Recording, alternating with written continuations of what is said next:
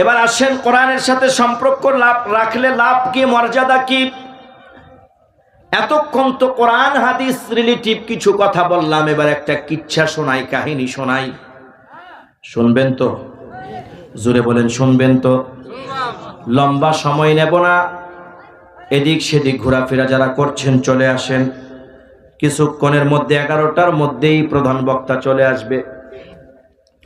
প্রিয় বন্ধুগণ, আমার ভাইয়েরা, গ্রাম গঞ্জে এরকম অনেক মানুষ এখনো পাওয়া যাবে, এই যে মুরব্বী, দাড়ি পাকা মুরব্বীরা মিথ্যা কথা বলে না, আছে না নাই? মানুষের সাথে অন্যায় করে না, খারাপ আচরণ করে না, 5 ওয়াক্ত নামাজ পড়ে যতটুকু পারে ইবাদত করে, আমল করে। কথা বলেন ঠিক কিনা? আজ থেকে বহু বছর পূর্বে একজন বৃদ্ধার ইন্তেকাল হয়ে গেল, মৃত্যু হয়ে গেল। তখন এত আলেম ছিল না, মুফতি ছিল না। এখন তো আলহামদুলিল্লাহ ঘরে ঘরে আলেম, হাফেজ, মুফতি। বলেন আলহামদুলিল্লাহ। বৃদ্ধার ইন্তেকাল হয়ে গেল।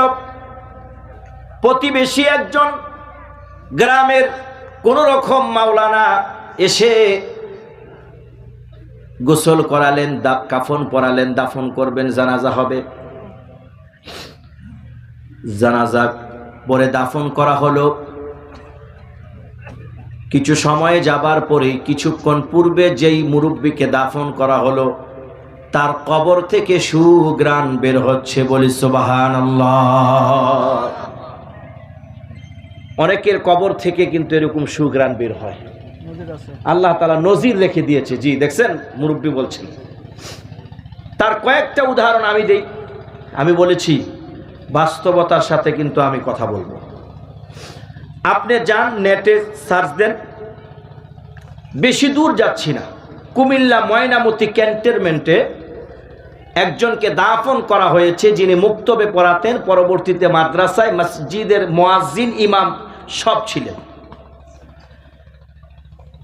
তার ইন্তেকালের বেশ কিছুদিন পরে স্বপ্নে সন্তানকে, ছাত্রকে দেখাচ্ছেন, আমার কবরটা একটু স্থানান্তরিত করা হোক, যেখানে আছে এখান থেকে একটু সরায়া দেয়া হোক। একাধারে কয়েকদিন স্বপ্ন দেখার পর কবরটা খুঁড়তে গেলেন। কবরটা খুঁড়ে দেখেন, আর কিছুক্ষণ হলে তার কবরে ময়লা পানি চলে আসতো। কবর যখন খোঁড়া হলো, অবাক হয়ে গেলেন দেখে, বেশ কিছু মাস আগে, প্রায় বছর হয়ে যাবে বা কিবা তারও বেশি সময়, যাকে দাফন করা হয়েছে তার কাফনটা পুরাতন হবে দূরের কথা, একটু মাটিও লাগে নাই। সাংবাদিক বলল, কারণ কি মনে করেন?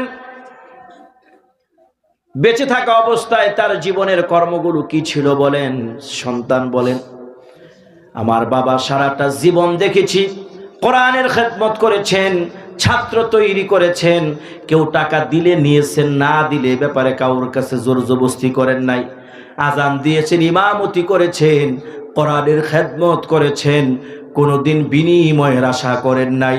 আমার বুঝতে আর বাকি রইল না, একনিষ্ঠ কোরআনের এই খাদেমের সেবা, এই খাদেমের খেদমত আল্লাহর দরবারে মঞ্জুর হয়ে গেছে। রব্বুল আলামিন দুনিয়াবাসীকে নজির দেখান, এই কোরআন ধরতে পারলে, কোরআনের খেদমত করলে, এভাবেই আমি আল্লাহ রব্বুল আলামিন কবরে, হাসরে, মিজান, ফুল সেরাতে সম্মানিত করে আমার জান্নাতের মেহমান করে দিব। আরেকটা ঘটনা শোনেন। চট্টগ্রামের অন্যতম একটি শ্রেষ্ঠ মাদ্রাসা জামিয়া পটিয়া, সেই মাদ্রাসার শিক্ষক ইন্তেকাল করলেন, দাফন করা হলো। আমি খবর শুনতে পেয়ে একদিন রাত্রের বেলা মাহফিল শেষে কবরের পাশে গিয়ে দাঁড়ালাম, একটু জিয়ারত করব। ছাত্ররা বের হয়ে এসে বললেন, মির্জা ভাই, হুজুরের কবর থেকে মাঝে মধ্যেই সুঘ্রাণ বের হয়, যা শুনলে নয়ন জুড়ায়া যায়। চিল্লায় পড়ি আল্লাহু আকবার। সুঘ্রাণ শোনা যায়, পাগল হয়ে যাওয়ার মতো। যে কথা বলছিলাম ভাইয়েরা আমার, মুরব্বির কবর থেকে ঘ্রাণ বের হচ্ছে, এবার কয়েকজন গিয়া জিজ্ঞাসা করলেন তার স্ত্রীকে, পর্দার আড়াল থেকে সালাম দিয়ে বললেন, বোন আমার, যাকে কবরস্থ করা হলো আপনার স্বামী, বৃদ্ধ মানুষ, তার এমন কি আমল ছিল যে আমলের কারণে আল্লাহ রব্বুল আলামিন তার কবরটা যেন শান্তির বাগান বানায়া দিলেন। পর্দার আড়াল থেকে আমাকে না বললেন 11টা পর্যন্ত দিবেন, আবার আপনি ভাইকে নিয়ে আসলেন, ওনাকে রেখে কি ওয়াজ করা যাবে?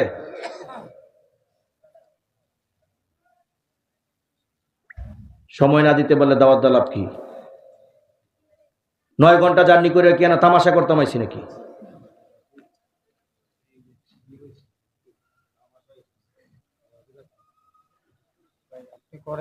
এই জন্য কাছের মানুষের দাওয়াত নেওয়া সমস্যা না। কেন? আমার ভাই, সে বন্ধু, আমরা এটা শিখি নাই।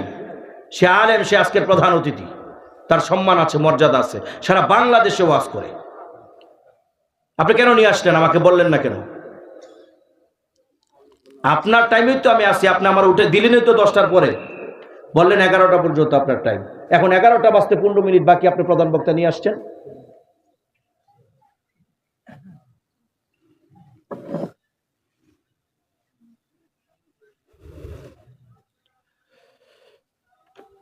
সেই বৃদ্ধা মহিলা বললেন, আমার স্বামীর 2টা আমল ছিল আমার চোখে পড়ার মতো। এক, তিনি কোরআন পড়তে পারতেন না, কিন্তু কোরআনটা ধরে ধরে আয়াতের উপর দিয়ে হাত বুলাতেন আর কাঁদতেন, আল্লাহ এত দামি কোরআনটা পড়তে পারলাম না, হাসরের ময়দানে তুমি আসামি কইরো না। কোরআনটা তিনি খুলে দেখলেন যে কোরআনের কালো আয়াতগুলোর মাঝে যে ফাঁকা জায়গা আছে, সাদা জায়গা আছে, সাদা জায়গাগুলো কালো হয়ে গেছে। এতটা বেশি কোরআনের সাথে তার সংস্পর্শ ছিল। দ্বিতীয় হচ্ছে, তিনি বললেন, আমার স্বামীকে কোনোদিন নামাজ ছাড়তে দেখি নাই, 5 ওয়াক্ত নামাজ তিনি আদায় করতেন।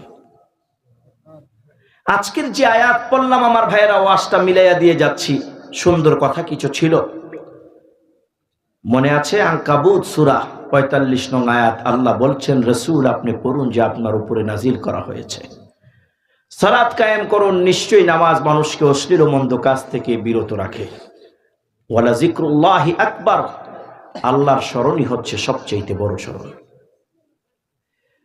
কোরআনের সাথে সম্পর্ক, আলেমদের সাথে সম্পর্ক, মাদ্রাসার সাথে সম্পর্ক, মসজিদের সাথে সম্পর্ক রাখবেন আল্লাহর সন্তুষ্টির জন্য। আর 5 ওয়াক্ত নামাজ আদায় করবেন।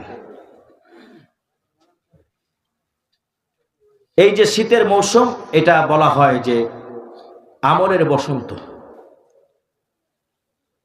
বাড়িতে ঘরের মা বোনদেরকে বলবেন কোরআন পড়তে, নামাজ পড়তে, আপনাদের সন্তানগুলোকে কোরআন শিখাবেন। আপনারা নিজেরাও এখন শুরু করে দেন কোরআন শিখা। যে প্রতিদিন দরকার হয় 2টা অক্ষর শিখবো, শুরু করে দিয়ে একটা কায়দা নিয়ে ইমাম সাহেবের কাছে নিয়ত করবেন, আল্লাহ আমি তালিবুল ইলম হয়ে গেলাম। এই শিখার চেষ্টা যতক্ষণ জারি রাখবেন আর এই অবস্থায় মরবেন তালিবুল ইলম হিসাবে। আল্লাহ তাআলা বলেন, তালিবুল ইলম কোরআন শিখা অবস্থায়, দিন শিখা অবস্থায় যে ইন্তেকাল করলো, তিনি শহীদের মর্যাদা পেয়ে যাবেন। দুনিয়াবি মর্যাদার জন্য কত ট্রেনিং এ গেলেন, 62 বছর বয়সেও ট্রেনিং করেন গিয়া কল স্কুলের টিচার, প্রাইমারি স্কুলের। কারণ ওই ট্রেনিং এ গেলে প্রমোশন বাড়বে। পুলিশ ট্রেনিং এ যায়, প্রমোশন বাড়বে। কিন্তু আমরা সেকালে এখনো পড়ে আছি। 40 বছর পূর্বে কোরআন পড়তে পারতাম না, এখনো কোরআন পড়তে পারি না। 40 বছর পূর্বে রুকু হইতো না, সেজদা হইতো না, এখনো হয় না। নিজের স্ব উদ্যোগে কেউ এই জিনিসটা আজও কয়জন বলছেন আমার জানা নাই, যে আমি একজন বড় আলেমের কাছে চলে যাব, 3 দিন তার কাছে গিয়া থাকবো, আমি শিখবো কিভাবে ওযু করতে হয়, ফরজ গোসলটা আমার হয় কিনা, আমার রুকু হয় কিনা, সেজদা হয় কিনা। আমি 40 দিনের জন্য বের হয়ে গেলাম, আমি সেখানে গিয়ে ইসলাম শিখবো, কোরআন শিখবো যতটুকু সম্ভব। এরকম মানুষ পাওয়া বড় মুশকিল। কথা বলেন ঠিক কিনা? এই অল্প সময়ে যে আখিরাতকে কিনা হচ্ছে সেটার দিকে লক্ষ্য করি না, কিন্তু ট্রেনিং এ গেলে বেতন 2000 বাড়বে, ওই 2000কে এত বেশি প্রাধান্য দিয়েছি, কিন্তু কোরআনকে, দিনকে, ইসলামকে প্রাধান্য দেই নাই। কথা বলেন ঠিক কিনা?